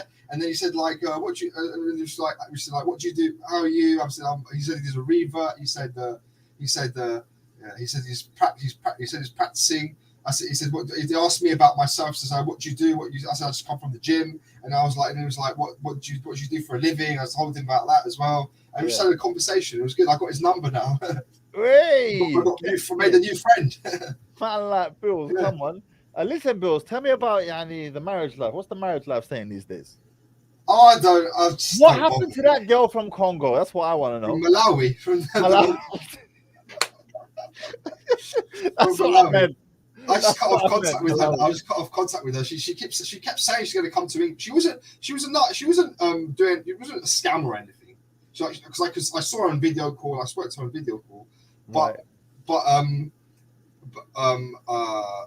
it was just that she wasn't coming to England. It's just there's a practicality. She couldn't come to the UK, so I just sort of in the end just said, I just sort of lost contact. So it was all long then, basically, yeah. Yeah. All right, khair, inshallah. Well, listen, Bilal, bro, you're always welcome on my channel, bro. Thank you so much. Here. I hope to meet you one day as well. We can. You're in Luton, right? Yeah, we're not far, bro. We're not far, to be fair. I'm all the time. You go to Maple Road Gym, don't you? That's right, son. How do you know about that? You told me once. I might meet you there. Get in. We'll have to jump in the ring, mate, and get it filmed as well. Make some more YouTube shorts and get a couple 100,000 more views. Of course. Inshallah. Look after yourself, my man. Take care. Thank you. Assalamu alaikum wa rahmatullah. Man like Bills. Wallah, I love that guy, man. I don't know why. I just feel like I love that guy. Shout out to Pro for the 199 super chat. You got fans in New York, Bills, Behzad. Yes, Bills. You've got fans in New York, bro. Are you hearing this, Bills? You got fans in New York, bro. Come on. Listen, hashtag make Bilal famous. Yeah? Hashtag make Bilal famous. In the chat, bro. Iman, salam alaikum. Salam alaikum, bro. You good? Wa alaikum assalam wa rahmatullahi wa barakatuh. How you doing, my man? Alhamdulillah. Alhamdulillah. Yeah, so Yes, akh, what you got for me? Tfaddal. no, so I recently got married. MashaAllah. Mabrook. Mabrook, akhi. Hold on. I'm, Mabrook. How old are you? You look young. I'm 27. Ah, mashallah. Oh, Asian don't reason, bro. Mashallah. You look younger than that. Yeah, so my question is, like, what's the difference between a virgin girl and any other woman, and can they be treated the same in terms of the advice that you have given before regarding handling them and disciplining them? Do you do it the same way, or was there a slight difference to that? How long you been married for? Since November. Okay. And why do you ask this question? What has motivated you No, to because ask obviously this? I haven't spent much time with the wife recently, so I've been basically a long distance relationship. So it's just, so you're not in. so I just want to know. Hold on a second. You're not seeing her in person. No, I'm not seeing her in person as of yet. It's a long distance relationship. So the marriage is not consummated. No, not as of yet. No, I've done the nikah though. But you've done the nikah. Well, you might be you might be legally married, bro. But frankly speaking, you may as well not be. Sorry, what's that?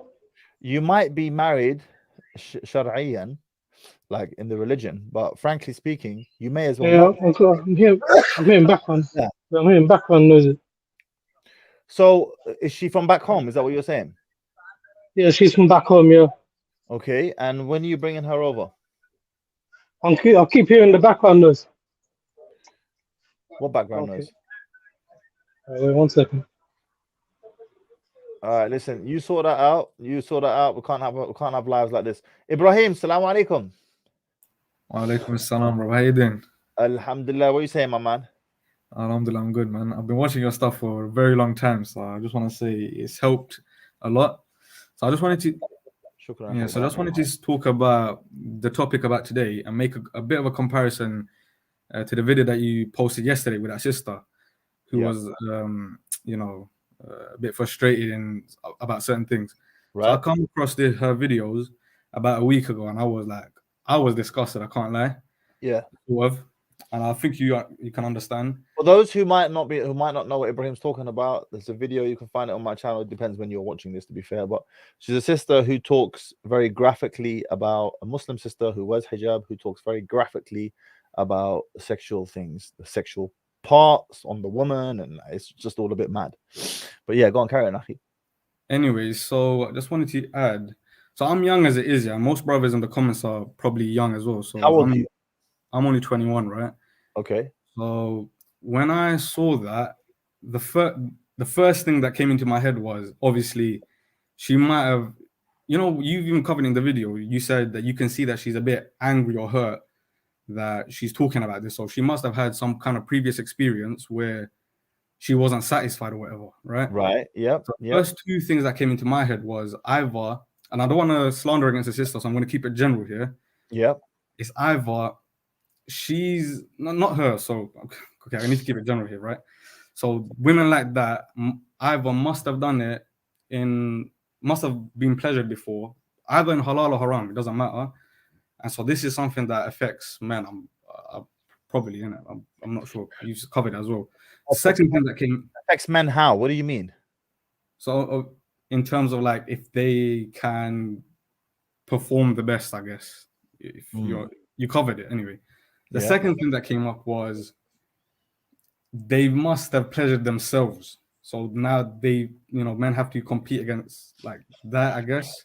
Oh, yeah, that's where I'm coming from. I mean, I'm not saying it's a stretch to say they must have, but definitely if you're in the look, even men who pleasure themselves, eventually his woman will not be able to pleasure him. Why?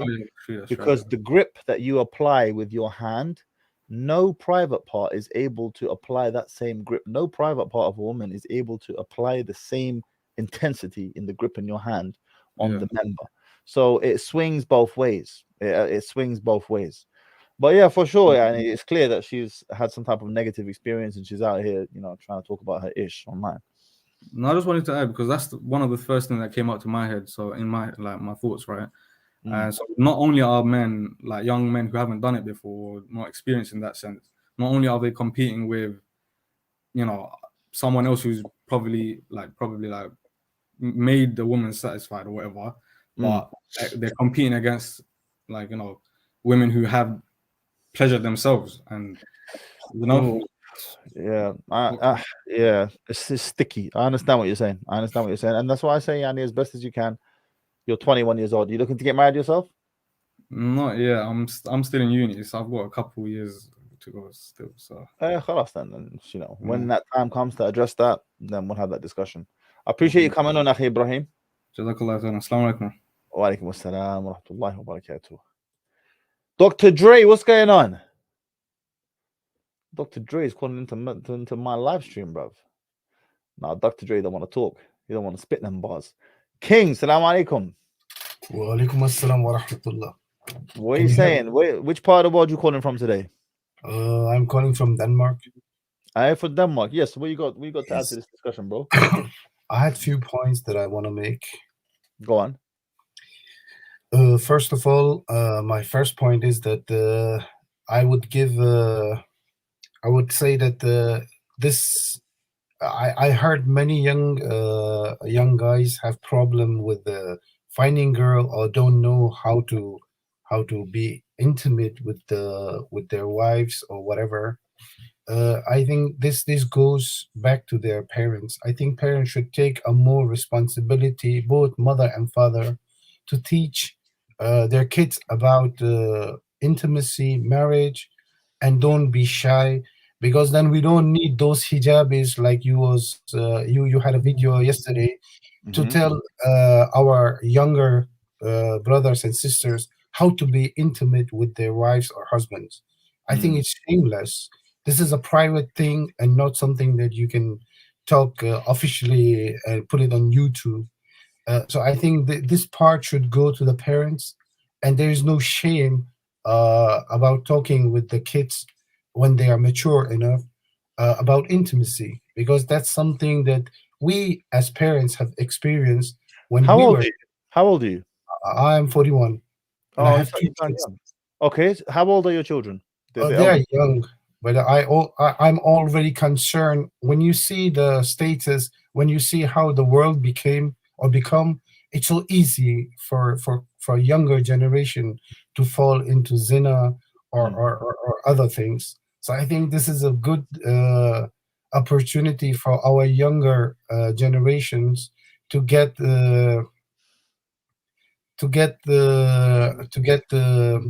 more information about how to be intimate with your wife. And I know it's something that we Muslims don't do, but that's exactly what we have to do. I mean, I don't know, bro. I mean, look, my dad never had this conversation with me, and you can just figure it out for yourself. It's just badihi. You just kind of figure it out. Do you understand? Unless you have some type of clinical problem, whether it's premature ejaculation, whether it's unable to keep the member hard enough for long enough, or something like this. Aside from that, you just kind of figure it out on your own, sort of thing. Are you with me? Yeah, I know, but I wasn't talking about like talking with your parents' intimacy in such a detail. Okay. Just to have an idea, especially when they're getting teach by at school, for example, already in 5th, 6th class, they are getting so much information about so many things that I never knew when I was at that age. And they have so many questions that if you as a parent don't answer them correctly, they will find it somewhere else, and that answer could be bad or good, depends who is telling them. And the second part is that I can see that so many women or Muslim sisters on TikTok, on Facebook, they are like gone wild. It's like we Muslims have lost our identity today. We don't know who we are. We dress like Muslims, but we act like Westerners. So what are you going to do with your kids to quote unquote educate them in that regard? What's your plan? Well, they are too young for now, but I have it in my mind that I have to have somehow a plan when they get to that age to educate them as a generally rule, not like telling them in detail how to do it and when to do it, but generally something that they should know that they will not get in trouble later because they don't know nothing. Or they saw some porn and you know how porn is. It's not realistic. Yeah, I got you. My kids are too young. Yeah, it's a sticky one. It's a sticky one. I'm gonna bring the next call on my mic, and I appreciate you coming on. Thank you. Assalamu alaikum wa rahmatullah. Adhan, Azin, what's your name? Assalamu alaikum. Nope, man's not there, bruv. Mustafa, assalamu alaikum. Alaikum salam wa rahmatullahi wa barakatuh. Legendary beard on planet Earth, bro. Allahumma barak. Alhamdulillah. كيف الحال? How you doing, my brother from down under? What are you saying, huh? Well, alhamdulillah, bro. You know how this goes. Just here to agree with you, my brother. You know, like. You know how this goes. Go on, Bismillah. What you got to add? Bismillah. Yeah, bro. So, actually, I might put a bit of a twist on it. Yeah. So, I agree, man. Like, subhanAllah, you know, about what you said in regards to marrying a virgin, in the sense that you can be the first one to, inshallah, alpha widow her, right? But I think somehow, bro, you know, in today's generation with the madness, the mad things going on. Yeah. I feel like some people may disagree with me, but like, I think there's a large population of sisters between, say, you know, 18 and 23 who have made some mistakes, but it's not like, you know, it's nothing compared to like the kuffar, you know what I mean? So meaning what? Meaning like maybe they've had a few like interactions, maybe a couple of boyfriends, inshallah, max one, you know, like, but they've had some experience, right? But it's not fantastic, it's not great. But what I've noticed, especially like over here in Australia, like that's the general thing. Like sisters between those ages, they've had like one or two boyfriends, right? So, but when we say boyfriends, are we talking about like gone all the way, or just some type of like childish, you know, that's my boyfriend? Nah, bro. Like, I would say it's probably gone all the way, you know. Yeah, that's a bit sticky, bro. It's a bit sticky. Yeah. But I don't know. It's a bit of a mad one because like it depends. Like if you want to marry like a wife, if like it's your first wife, yeah, and yeah, I mean, like I would advise brothers as well. Like go try to find a virgin sister. But if you're like a bit more experienced, you got a couple of things going. Like Yani, if you're really like inshallah, like you know, if your DHT is high enough, yeah, you get the vibe. You understand what I was alluding to. Then once you've got that experience under your belt, it's like whatever. You know, it's like it's less of a thing because you know that you have, you know what you've got the 5-star Google reviews. Put it that way. Yeah. You've got the experience. But yeah, for sure, for the I felt the same way, man. What when I was that age? Are you mad? Yeah, you're thinking of getting with a woman who's got more experience than me? Hell no. When I had zero. So any experience is more than me, frankly, at that time. You know? No, I'll definitely advise against that and getting involved with sisters like that in general. Like they're always gonna hold it on you. You know what I mean? Like for the young brothers watching, like you know, women, bro. Once you give them an inch, they take a mile. So if they sniff any sense of like incompetence or superiority that they have over you, brother, good luck. Good luck. Good luck. Yeah, bro. How old are you again, Mustafa? 24, inshallah, this year, brother. 24, mashallah. How many wives do you have?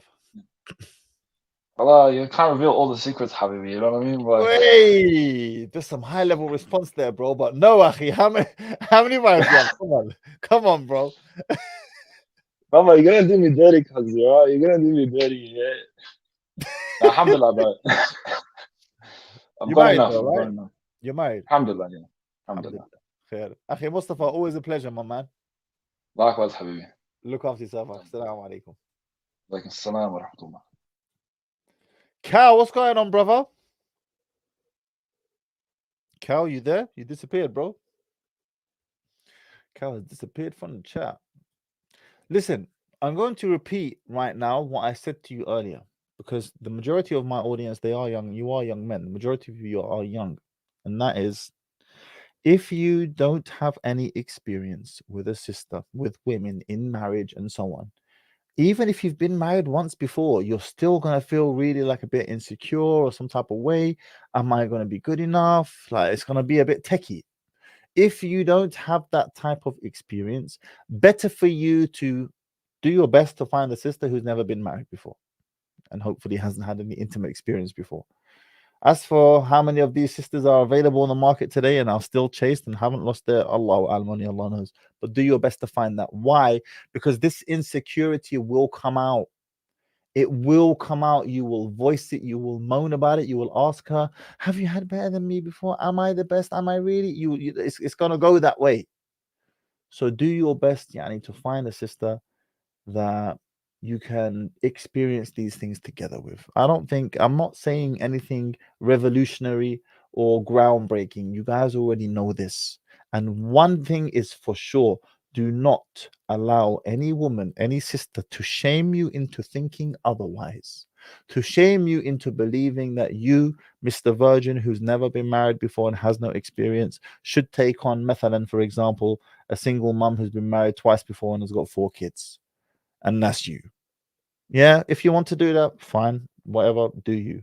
But do not allow yourself to be shamed into that. The way you're feeling is normal. It's a normal feeling. It's not that deep, bro. Assalamu alaikum wa rahmatullahi wa barakatuh.